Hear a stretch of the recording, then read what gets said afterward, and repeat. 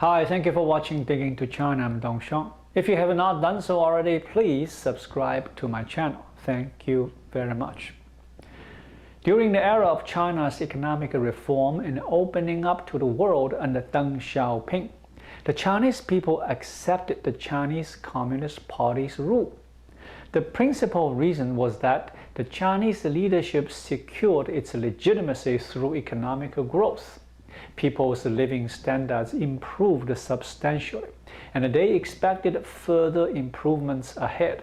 Hence, they did not challenge the regime, as they understood that the price of doing so was high.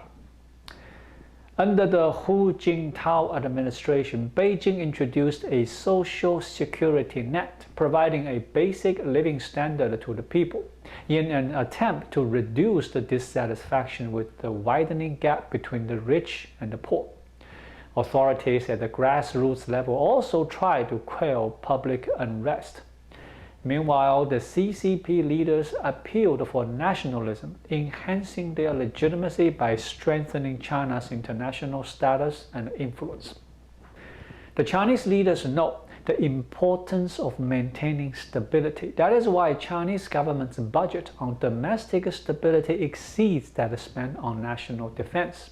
Some years ago, an academic article published by the China Journal exposed this phenomenon. It highlighted a group of middle-class mothers in Shanghai quietly exchanging information on safe food products to protect their children's health better. They lacked confidence in the authorities but still showed no intention to challenge the regime, preferring to hold on to their existing vested interests. Shanghai COVID lockdown may have disrupted the apparent stability. An ordinary mother would not normally criticize and challenge the regime, but when the authorities took away her COVID-infected child, she reacted fiercely. Shanghai residents increasingly believe that their problems are caused by the stubbornness of their leaders, who are mainly concerned about their authority and prestige and neglect the people's interests. Hence, the public protested. On April 21st, students in Fudan University gathered to protest. The authorities entered the campus and cut off internet communications. Political rumors indicate that Beijing saw this as the largest student-led protest since the Tiananmen Square massacre and demanded a strict handling of the incident. In fact, all types of protest activities took place. The municipal government imposed lockdowns on buildings and surrounded them with wire fences guarded by security personnel, leading to conflicts with the residents. Anti-lockdown posters appeared everywhere. When the Shanghai Party Secretary Li Cheng patrolled the streets, he was met with a strong condemnation. Vice Premier Sun Chunlan, who arrived in Shanghai to oversee the Zero COVID campaign, avoided the crowd and filmed her publicity materials on a rooftop. The grassroots cadet could not handle the people's complaints and lost their credibility. Shanghai's 25 million inhabitants reportedly have begun to lose faith in its efficacy and that of the Chinese Communist Party. As a result, hungry and desperate Shanghai residents have begun to protest their confinement by shouting out their windows. Some residents have resorted to looting. On one occasion, a mob descended upon a supermarket in Shanghai and looted food and other supplies, according to a report from The Sun. Shanghai's ongoing COVID-19 lockdown poses an existential threat to Chinese President Xi Jinping's continued tenure. It emerged at a critical moment for Xi, who stands to be re-elected for an unprecedented third term later this year. The Chinese government's handling of the Shanghai lockdown, as well as Xi's rigid commitment to the zero COVID-19 policy, prompted speculation as to whether his political future is in jeopardy. It remains unclear whether aspiring Chinese politicians might seek to use the crisis in Shanghai to delegitimize Xi. But throughout the course of his 9-year rule, Xi reportedly has consolidated power by means of relentless purges targeting perceived political opponents. Not since Mao Zedong ruled China has the Chinese Communist Party leader held so much power in his hands. But responsibility is a double-edged sword. When times are good, a leader like Mr. Xi can take all the credit. When things go wrong, though, exclusive blame is laid upon that same leader.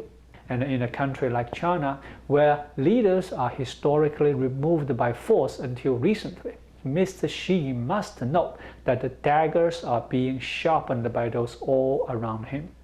Laszlo Montgomery is the founder of Teacup Media and a host of the China History podcast. When asked whether the Chinese government's handling of Shanghai's COVID-19 outbreak would jeopardize Xi's future political prospects, he said it is way too early to tell right now.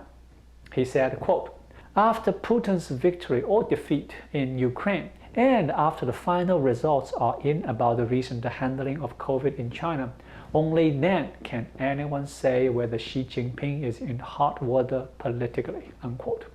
It is important to understand that since Mao opened China up to the West, the CCP's legitimacy was always rested on its ability to deliver prosperity to the expensive Chinese middle class. In exchange for this, the Chinese people cede political power to the CCP so long as that relationship is maintained. The communists remain in power. Should that agreement break down, however, political stability in China would be threatened in ways not experienced in almost a century. However, the lockdown is proving to be very, very unpopular. Shanghai residents are protesting and fighting the restrictions. Rather than admit he was wrong by loosening the COVID-19 lockdown procedures in Shanghai, Mr. Xi has placed the blame squarely on the shoulders of the local Shanghai Communist Party officials. The narrative from Beijing is that the sloppy, freewheeling capitalists of Shanghai mucked the whole thing up.